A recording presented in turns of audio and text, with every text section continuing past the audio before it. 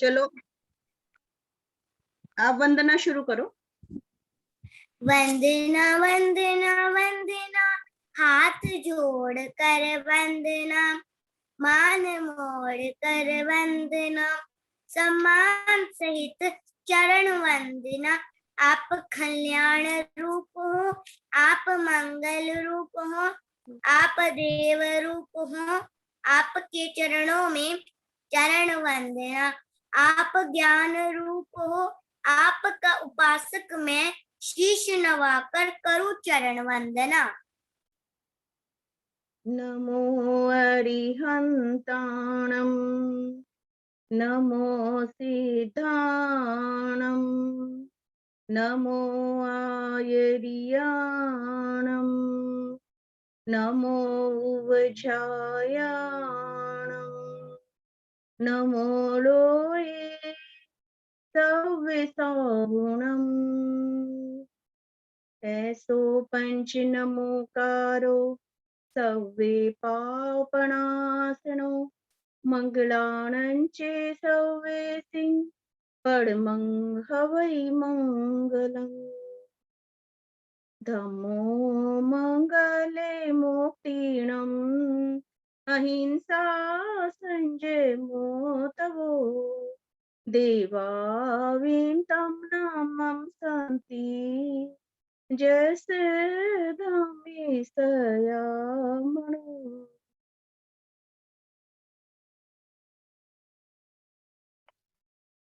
हम पढ़ रहे हैं आत्म सिद्धि प्रवचन, श्रीमद् राजचंद्र रचित आत्म सिद्धि प्रवचन भाग 1। श्री महावीर भगवान की जय, श्री उदय मुनि जी महाराज की जय। इसमें हम अध्याय पढ़ रहे हैं सम्यक्त्वी की पहचान।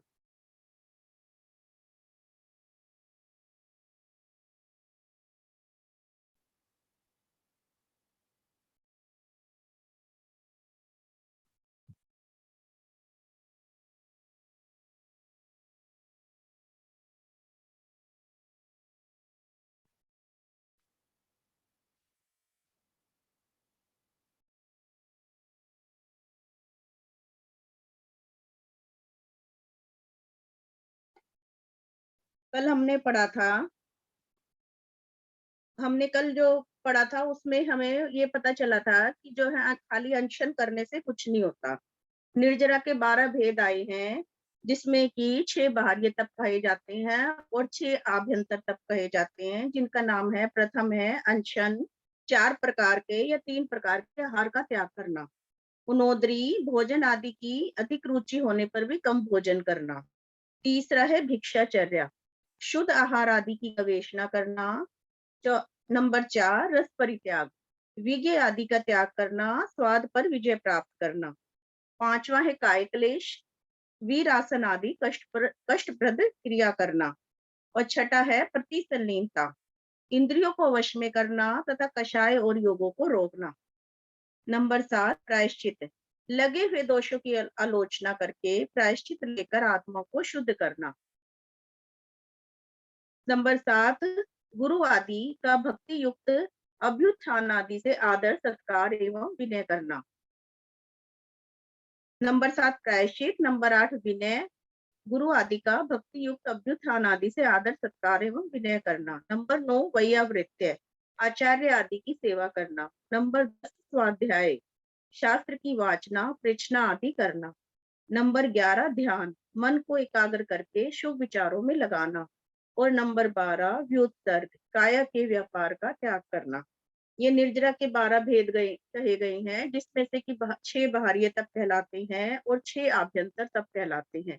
यदि बाहरीय तप के साथ साथ आभ्यंतर तप भी किए जाते हैं तो कर्मों की जो निर्जरा है बहुत तेजी से होती है, गुण श्रेणी से होती है। इसमें से कि जो है स्वाध्याय, ध्यान और व्युत्सर्ग, ये 3 जो है आभ्यंतर तप हम प्रतिदिन 1 घंटे के लिए करते ही हैं, क्योंकि हम स्वाध्याय भी कर रहे हैं और ध्यान भी करते हैं। और व्युत्सर्ग यानी काया के व्यापार का त्याग करना, कि हम 1 घंटे के लिए यहाँ पर सब कुछ छोड़कर बैठे हैं। तो इससे हमारी जो है अनंत कर्मों की निर्जरा होती है। निर्जरा किसे कहते हैं? आत्मा पर लगे हुए कर्मों को देशता नष्ट करना निर्जरा है। उपवास करना, भूख से कम खाना, स्वादिष्ट पदार्थों का त्याग करना, दूसरों की सेवा करना, ज्ञान की उपासना करना आदि से कर्मों की निर्जरा होती है।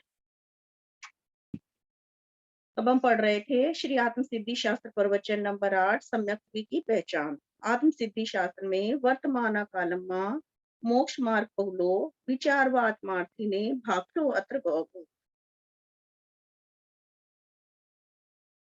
वर्तमान काल में मोक्ष मार्ग का बहुतायात से लोप हो जाने पर भी आत्मार्थी के विचारार्थ यहाँ स्पष्टता बताया जा रहा है कि मोक्ष मार्ग विलुप्त हो ही नहीं सकता, क्योंकि स्वयं भगवान व्याख्या प्रज्ञप्ति सूत्र में फरमाते हैं कि मेरा शासन 5वें आरे के 21,000 वर्ष के अंतिम दिन तक चलेगा। अर्थात पुण्यता लोप न होकर वर्तमान में अधिकांशता मोक्ष मार्ग लुप्त हो गया है। अब ये बता रहे हैं पतित फिर भी उत्तम है।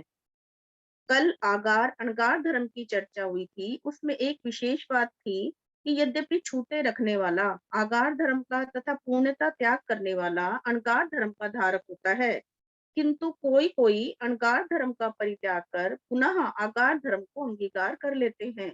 उनके लिए कहा है कि वह एक अपेक्षा से अर्थात वेशधारी संयमी की अपेक्षा से फिर भी ठीक है, क्योंकि पुनः घर में जाने से यह पक्का हो गया कि गृहस्थ धर्म का पालन करने वाला है, सभी के समक्ष पतित है। ये बता रहे हैं कि पतित फिर भी उत्तम है। पतित इसलिए उत्तम है कि पतित इसलिए उत्तम है क्योंकि वो सबके सामने ये कह रहा है कि मैं तो पतित हो गया हूँ, कि मेरे से ये जो है अणगार धर्म पाला नहीं जा रहा है, और ये कह के वो अलग हो जाता है। लेकिन जो उस अणगार धर्म को दुनिया के सामने, संसार के सामने तो उसका पालन करते हैं, पालन करते हुए दिखाई देते हैं, लेकिन उसको अच्छे से पाल नहीं रहे हैं, तो वो जो है वो ज्यादा पापी है। ऐसा गुरुदेव कह रहे हैं कि वो उस वाणी को भी दोष लगा रहे हैं, साधु को भी दोष लगा रहे हैं, और दुनिया को भी धोखा दे रहे हैं, अपने आप को भी धोखा दे रहे हैं, तो वो ज्यादा पतित है। और जो पतित होके ये कह रहा है कि मैं तो पतित हो ही गया हूँ, तो वो उनसे उत्तम है।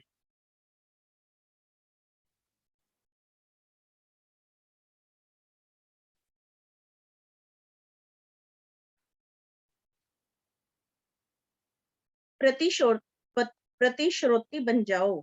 इस संदर्भ में दशवें कालिक सूत्र में आया, हे संयमी प्रतिश्रोती बन जा। प्रतिश्रोती का अर्थ है दृष्टांत पूर्वक, प्रतिश्रोती का अर्थ दृष्टांत पूर्वक कथन किया है। जिस प्रकार महानंदी गंगा निरंतर नीचे नीचे समुद्र की ओर बह रही है, उसमें गिरने वाला भी सहज बहाव के आधार पर ठेठ समुद्र में पहुंच जाएगा, वह अनुश्रोती है। जबकि इसके विपरीत नीचे के बहाव में भी ऊपर की ओर बहने वाला प्रतिश्रोती कहलाता है।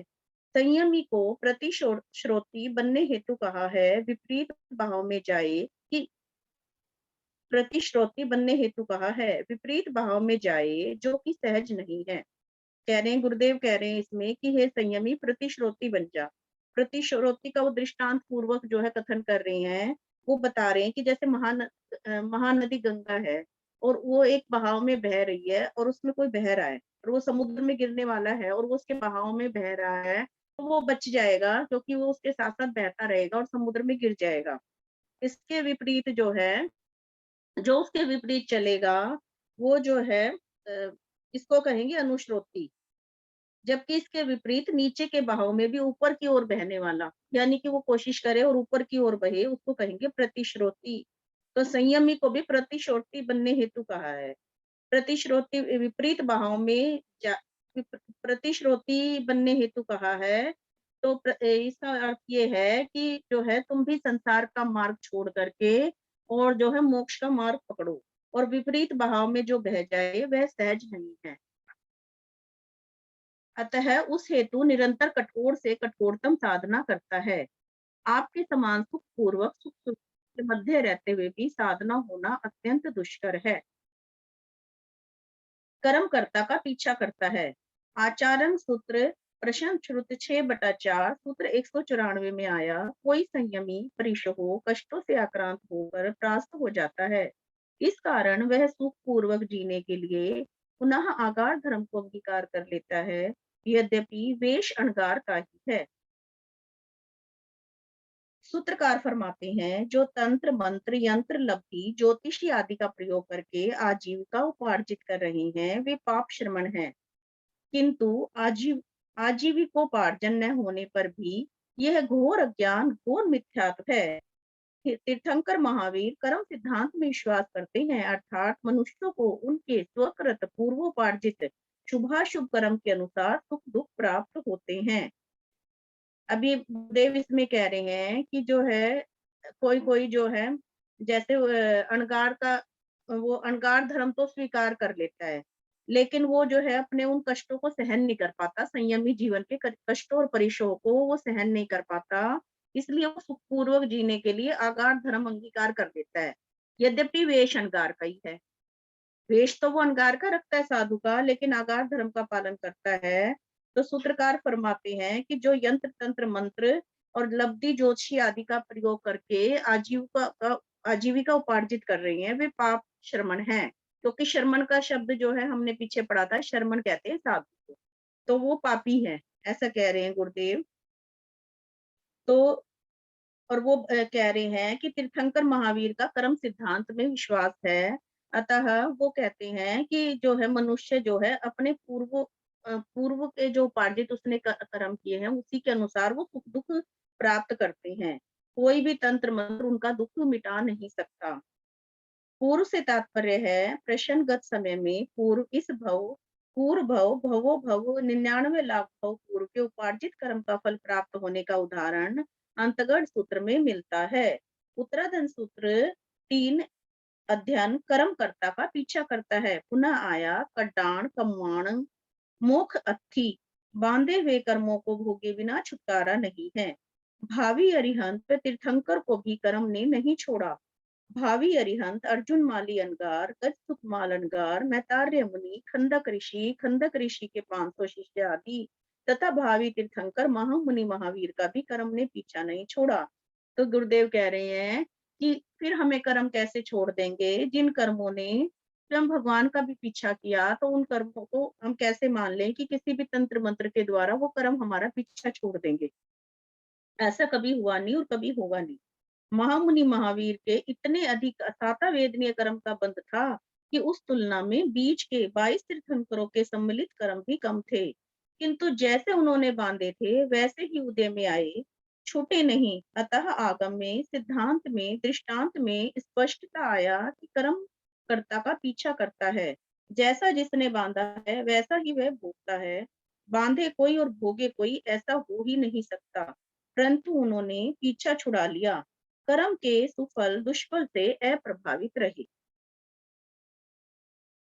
अभी बता रहे हैं कि जो है ये तो हमें सबको ही पता है कि प्रभु महावीर ने कितने कष्ट सहे, जितने 22 तीर्थंकरों ने नहीं सहे उतने अकेले उन्होंने सहे। किंतु जैसे उन्होंने कर्म बांधे थे वैसे ही उनके उदय में अवश्य ही आए, छूटे नहीं। क्योंकि कर्म जो है, कुछ कर्म तो ऐसे होते हैं जैसे कि सूखे कपड़े पर धूल गिर गई और उसको झाड़ा और वो धूल साफ हो गई। कुछ कर्म ऐसे होते हैं जैसे कि कपड़े के ऊपर चिकनाई लग गई तो वो चिकनाई जल्दी से उतरती नहीं है, कपड़े को फेंकना पड़ता है। इसी तरह से ये निकाचित कर्म कहलाते हैं, और उसके ऊपर चिकने कपड़े पे धूल भी और ज्यादा चिकटती जाती है। तो इसी तरह निकाचित कर्म होते हैं। जिस तरह प्रभु ने उसके जो है अ, उनका जो वो अ, था शैया पालक था, उसके कानों में शीशे डलवाए थे, तो उस कर्म को भी उनको भोगना पड़ा। वो निकाचित कर्म था, वो हल्का नहीं हुआ किसी तरह भी। उसको जो उन्होंने खुद अपने कानों में कीले ठुकवा करके उसको भोगा, यानी वो उद्यम में आया। तो इसी तरह से जो है हमें भी भोगने पड़ते हैं, परंतु उन्होंने पीछा छुड़ा लिया। पीछा ऐसे छुड़ा लिया उन्होंने कि वो जो है चाहे जो भी कर्म उनके उदय में आए उसमें वो समभाव से रहे, यानी सुख और दुख दोनों से परे हो गए। तो कर्म के सुफल दुष्फल से अप्रभावित रहे। तो प्रभु ने कहा कि ये तो तुम्हारे अपने हाथ में है, ये उन्होंने हमारे हाथ में पकड़ा दिया कि कर्म का उदय तो आएगा। जब कभी सुख रूप आएगा साता वेदनीय कर्म का उदय होगा, और कभी दुख रूप आएगा जब असाता वेदनीय कर्म का उदय होगा। तो सुख और दुख तो दोनों चलेंगे ही चलेंगे, दिन और रात की तरह। लेकिन ये हमारे हाथ में है कि हम उससे कैसे अप्रभावी रहें। या तो उसको हम सम भाव से सहन कर लें, जो जैसा है उसको देखते ही रहें और ये सोचें कि ये नाटक चल रहा है, और इसमें जो है एक बारी एक संत ने बताया भी था प्रवचन में कि एक जो है उनके पास जवान लड़का आया, तो उस जवान लड़के से उन्होंने पूछा, भाई तुम्हारे पिता तो बड़े गुस्से वाले हैं, उनको तो बहुत जल्दी क्रोध आता है, हमने उनको स्थानक में भी देखा है, तो ऐसा कैसे तुम कैसे रहते हो उनके साथ घर में? तो उस लड़के ने बड़ी सहजता से उत्तर दिया कि गुरुदेव, मैं ऐसा सोच लेता हूँ कि इनको तो कि हम एक नाटक में काम कर रहे हैं, एक परिवार में रह रहे हैं और जो है इनको तो क्रोध करने का रोल मिला हुआ है और मुझे शांत रहने का रोल मिला हुआ है। अब मुझे तो भी तो अपना रोल 100% निभाना है ना, जैसे वो अपना रोल निभा रही हैं। तो मैं ये सोचकर निभाता हूँ कि अगर मैं सचमुच में नाटक में काम कर रहा होता और मुझे उसमें शांत रहने का रोल मिलता, तो मेरे जो नकली पिता होते, वो कितना ही क्रोध करते, कितना ही गुस्सा करते, पर मैं शांत रहता क्योंकि मुझे शांत रहने का रोल मिला था। अतः मैंने ये सोच लिया कि ये रोल मुझे जो है मेरे कर्मों के अनुसार मिला है, तो मुझे शांत रहना है, इनको क्रोध करना है तो। तो ये सबसे अच्छा तरीका है समभाव में रहने का। यानी कि जो कर्म आया है, वो हमारा कुछ बिगाड़ नहीं सकता क्योंकि वो तो जड़ है, पुद्गल है। सिर्फ हम उसके साथ भाव कर सकते हैं। अगर हमने राग के भाव करे सुख में, तो हमारे जो है राग पूर्वक कर्म बन जाएँगे। अगर हमने दुःख के भाव करे तो द्वेष पूर्वक बन जाएँगे, तो कर्म तो बंधेंगे ही बंधेंगे। और अगर उसको सिर्फ चुपचाप देख लिया कि सामने जैसे किसी की लड़ाई हो रही है, हम खड़े देख रहे हैं, बस हमारा उससे कुछ लेना-देना नहीं है। अगर हमने इसी तरह से उस कर्म को देख लिया, तो वो समभाव से सहन करना होता है, वो अपने आप निर्जरा को प्राप्त हो जाएगा। किंतु उसके जो है वो तो निर्जरा को प्राप्त हो जाएगा जो उदय में कर्म आया था। पर उसके बदले में दोबारा कर्म बंधन नहीं होगा और इस तरह कर्मों की डोर जो है वो ढीली पड़ती चली जाएगी। तो यही एक तरीका होता है समभाव में रहने का। क्या संयमी तीर्थंकर से भी महान है? उस क्रम में किसी भी प्रकार का परिवर्तन, न्यूनाधिकता, आगे-पीछे करना किसी अन्य के साक्षात तीर्थंकर परमात्मा के वश में नहीं है। वे स्वयं फरमाते हैं, मैं भी तुम्हारे कर्म को, दुःख को न्यून कर या मिटा कर सुख नहीं दे सकता। परंतु वर्तमान में बहुत से साधु साध्वी तंत्र मंत्र यंत्र लब्धि ज्योतिष आदि की सहायता से ग्रह नक्षत्रों को शांत करके आपके रोग शोक दुख दारिद्र्य को मिटाने का दावा करते हैं। आप भी वर्तमान दुख से दुखी होकर उपाय पूछने जाते हो। वस्तुतः आपने महावीर के सिद्धांत कर्म सिद्धांत को समझा ही नहीं, घोर अज्ञानी घोर मिथ्यात्वी हो। यही कह रहे हैं गुरुदेव इसमें भी कि जो है हमने इस बात को समझा ही नहीं कि जो है कोई भी कर्म जो है वो जो है उसको कम ज्यादा किया ही नहीं जा सकता। किया जा सकता है तो सिर्फ उसको समता भाव से सहन करके ही किया जा सकता है। यही महावीर का कर्म सिद्धांत है। और जो इस बात को नहीं समझता वो घोर अज्ञानी और घोर मिथ्यात्वी। आपका माथा सड़ा खोपरा नहीं अमूल्य है। महाराज जी, यदि आप नहीं बताएंगे तो हमें अन्य मतियों के पास पीर जी के यहाँ और न जाने कहाँ-कहाँ जाकर माथा फोड़कर आना पड़ेगा। तब मैं कहता हूँ कि क्या आपका माथा इतना सड़ा नारियल है कि कहीं भी फोड़ा हो? नहीं, यह माथा अमूल्य है। किंतु आप सड़े नारियल के समान हर स्थान पर फोड़ाते हो। इसका अर्थ है कि आपने यह नहीं समझा कि आपके पूर्वोपार्जित कर्म में परिवर्तन करने कि कि वे यानी जिनके पास हम जाते हैं, आपने यह नहीं समझा कि वे आपके पूर्वोपार्जित कर्म में परिवर्तन करने में सक्षम नहीं हैं। नवकार मंत्र से लौकिक लाभ मिथ्या पंच परमेष्टि अथवा उनके नाम से बने हुए मंत्र तथा महामंत्र नवकार भी ऐसा करने में समर्थ नहीं है। परंतु आपने बहुत बार ऐसा देखा सुना होगा कि महामंत्र नवकार लौकिक और पारलौकिक दोनों लाभ देता है। पारलौकिक लाभ सुख यानी परलोक का सुख, आत्मा का अंतर सुख प्राप्त होना तथा लौकिक लाभ यानी शरीर, परिवार, इंद्रिय विषय, व्यापार, व्यवसाय संबंधी सुख प्राप्त होना और दुख समाप्त कर देना। उपदेशक ऐसा अधिकांश कथन करते हैं। इस कारण कहा है कि वर्तमान में मोक्ष मार्ग बहुत अधिक लुप्त हो गया है। अरिहंत परमात्मा सिद्ध परमात्मा निरंतर ज्ञाता दृष्टा स्वरूप रमणता में लीन है। इसमें अब यही आ रहा है कि हमें ऐसा लगता है कि परमेष्टि जो है नवकार मंत्र है वो जो है हमें लौकिक लाभ देने में समर्थ है और लौकिक और पारलौकिक दोनों लाभ देने में समर्थ है। पारलौकिक सुख यानी कि परलोक का सुख, आत्मा का अंतर सुख प्राप्त होना, अतीन्द्रिय सुख तथा लौकिक लाभ यानी शरीर, परिवार, इंद्रिय विषय, व्यापार संबंधी जो है सुख प्राप्त होना, इसको कहते हैं लौकिक लाभ। लेकिन जो है इसी कारण उनके ऐसे कथन के कारण जो है ये वर्तमान में मोक्ष मार्ग बहुत अधिक लुप्त हो गया है। अरिहंत परमात्मा सिद्ध परमात्मा निरंतर ज्ञाता दृष्टा रमण स्वरूप रमणता में लीन है। बस ये अरिहंत शरीरी होते हुए भी मनातीत, वचनातीत, कायातीत, इंद्रियातीत, अतीन्द्रिय आनंद का निरंतर अनुभव करने वाले हैं तथा सिद्ध अशरीरी निरंतर अव्यभ्यास आत्मिक सुख में ही विहरमण करते हैं। अतः वे दोनों लौकिक दुख मिटाने आ नहीं सकते। शेष तीन पदवीधारी भी अपने आराध्य देव परम वीतरागी अरिहंत परमात्मा का ही अनुगमन करते हुए राग द्वेष आदि ग्रंथियों का छेदन भेदन करने वाले हैं। संजुवलन जितना भी अंश मात्र राग आदि भी उनकी दृष्टि में हे यानी छोड़ने योग्य है। निरंतर उसको भी निःशेष करने हेतु वे पुरुषार्थ करते हैं। बाह्य में 5 महाव्रतों का निरतिचार पालन, 5 सम्मतियों का सावधानी पूर्वक पालन कर मन वचन काया को अप्रशस्त प्रवृत्तियों में नहीं जाने देते। निरंतर स्वाध्याय में ही लीन रहते हुए परम वीतराग स्वरूप को प्रकट करने का ही प्रबल पुरुषार्थ कर रहे हैं। ऐसे निर्ग्रंथ सदगुरु भी सांसारिक दुख मिटा नहीं सकते, मिटाने आ नहीं सकते। अब गुरुदेव कह रहे हैं कि ये जो है मान्यता ही खोटी है, ये मिथ्या है कि जो है मतलब कोई भी अरिहंत सिद्ध या आचार्य उपाध्याय या गुरुदेव कोई भी हमारे दुख को मिटा सकता है। ये मिथ्या मान्यता है, कोई भी उस आए हुए कर्म को मिटा ही नहीं सकता। ऐसा होता है कि हमें ऐसा लगता है कि ये कैसे मिथ्या मान्यता है, हमें लगता है कि हमारा काम तो बन जाता है। तो वो जो काम बनता हुआ दिखता है, उस काम को होने का समय आ गया होता है, उसका काल पक गया होता है उस कर्म को फल देने का, तो वो काम हमें होता हुआ नज़र आता है।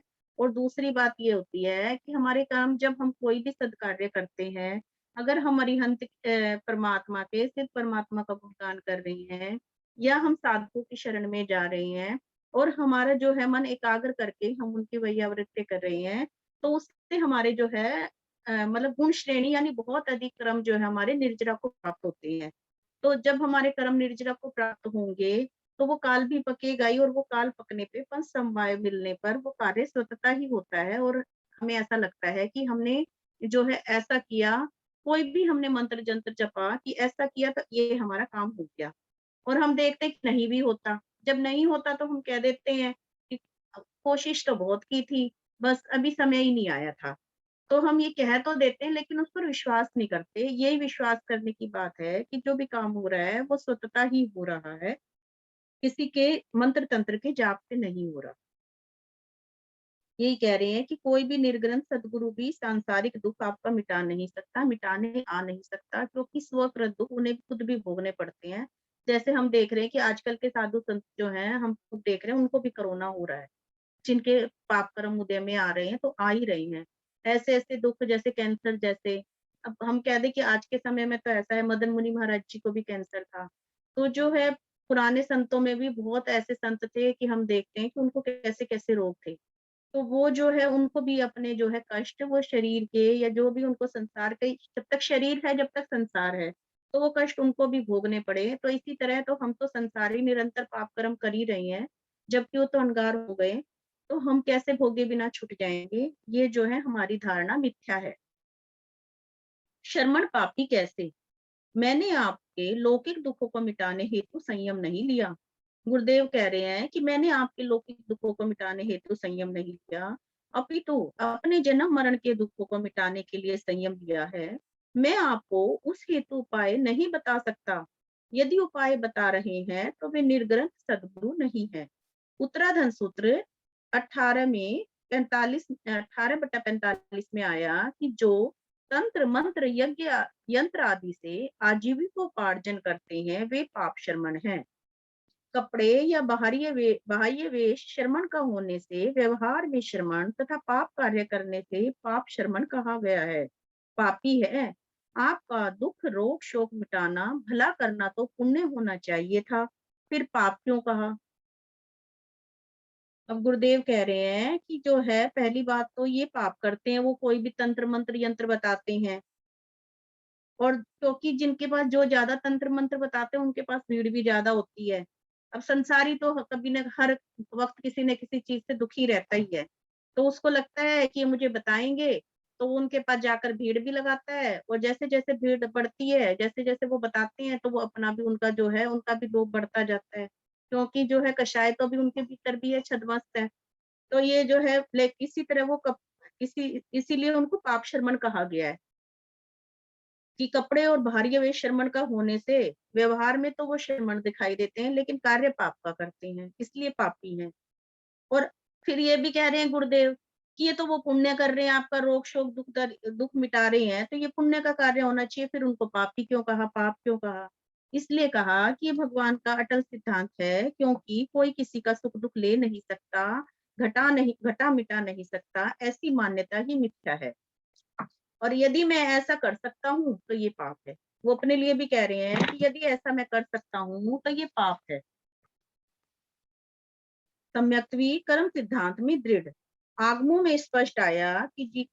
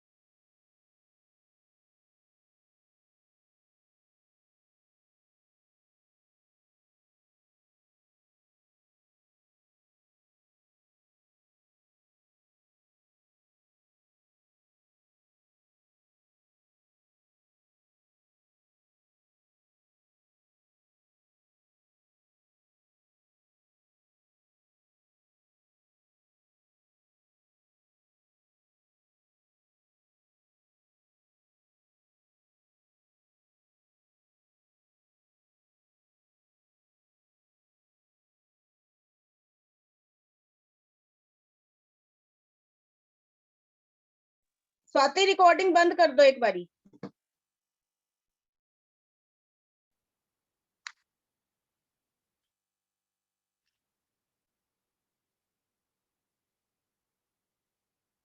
सम्यक्त्वी कर्म सिद्धांत में दृढ़ आगमों में स्पष्ट आया है कि जीवों को मिलने वाले सुख और दुख साता और असाता वेदनीय कर्म के उदय से हैं।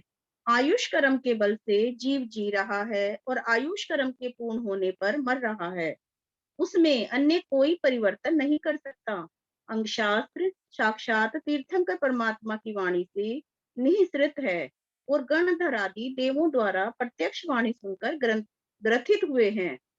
इन अंग शास्त्रों के छठे अंग ज्ञाता धर्म कथांग में मल्ली नामक अध्ययन में वर्णन मिलता है कि देवालय में देवेंद्र एक श्रावक की प्रशंसा कर रहे थे।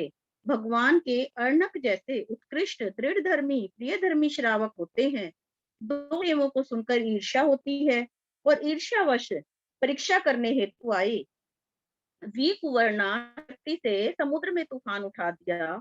उधर अर्णक श्रावक आदि 60 वह वर्षों महीनों समुद्र व्यापार करके धन कमाकर जहाजों में भरकर ला रहे थे। तूफान उठा, आकाश में देववाणी घोषित हुई, अर्णक तुम महावीर के सिद्धांत को मत मानो, महावीर उनका सिद्धांत झूठा है।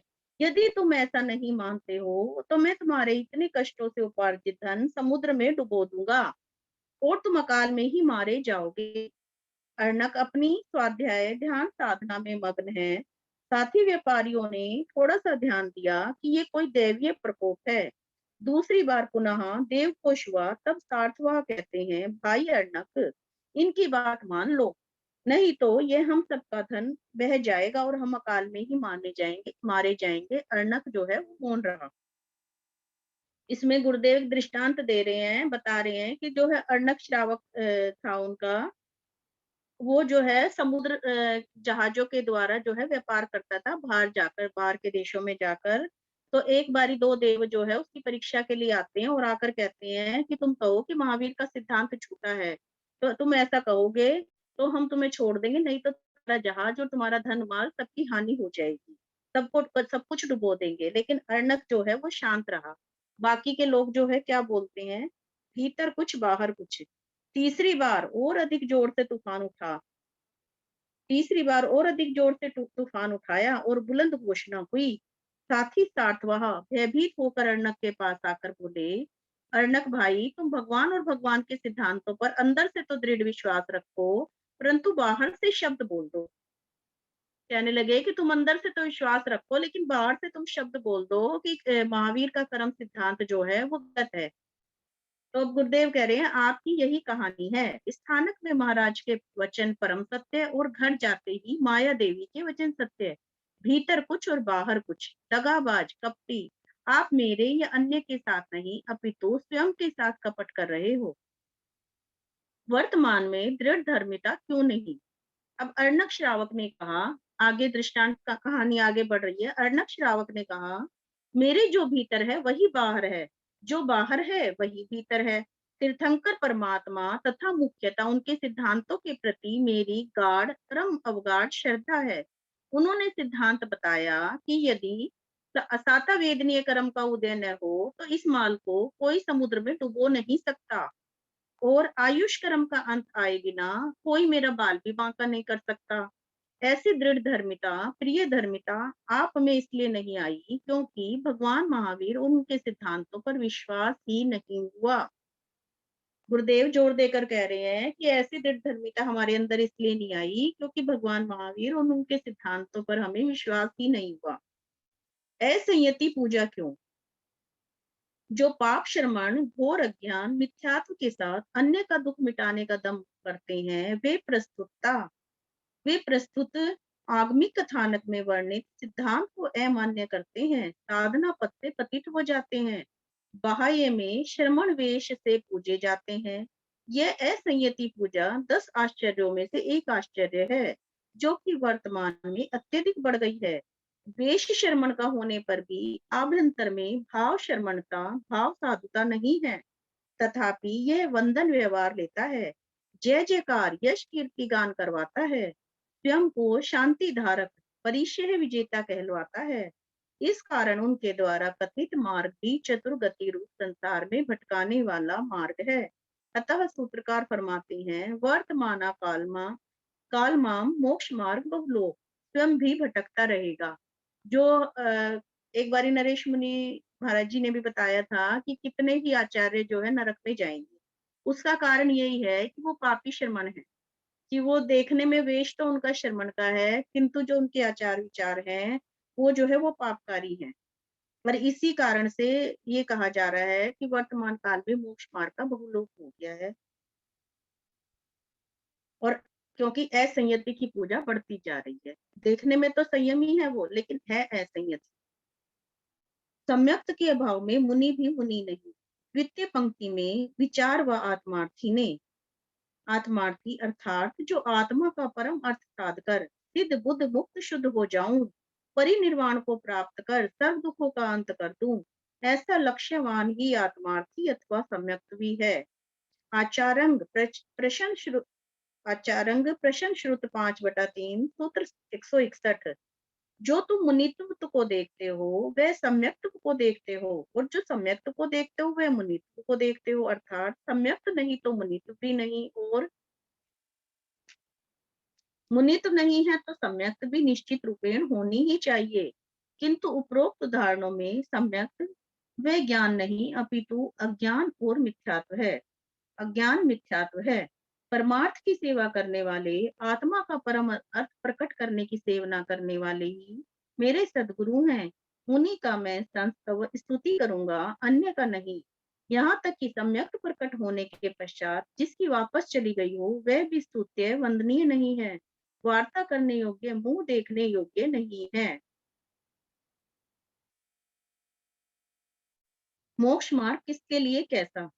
सूत्रकार गाथा में स्पष्टता पक्का विश्वास दिलाते हैं कि जिस मोक्ष मार्ग का वर्तमान काल में बहुतायात से लोप हो गया है, आत्मार्थी को आत्मार्थ साधने हेतु यहाँ उस मोक्ष मार्ग का प्रतिपादन, प्ररूपण, भाषित, परिभाषित, व्याख्यायित किया जा रहा है। अगोप्य, यह गुप्त नहीं है। सामान्यता आगमों में अत्यंत स्पष्टता आया है। उत्तराधन सूत्रकार के अनुसार ज्ञान, दर्शन, चारित्र और तप चारों की युति रूप मोक्ष का मार्ग है। युति क्या है? वेदांती मानते हैं कि ज्ञान से भी मुक्ति हो सकती है और कर्म योग से भी मुक्ति हो सकती है, किंतु तीर्थंकर महावीर के अनुसार जानने मात्र से मुक्ति नहीं है, अपितु स्वयं को जानना, स्वयं को देखना और स्वयं में रमना, तीनों एक साथ एक ही तरतमता के साथ हो, तब वह तीनों की युक्ति कहलाएगी और यही मोक्ष का मार्ग है।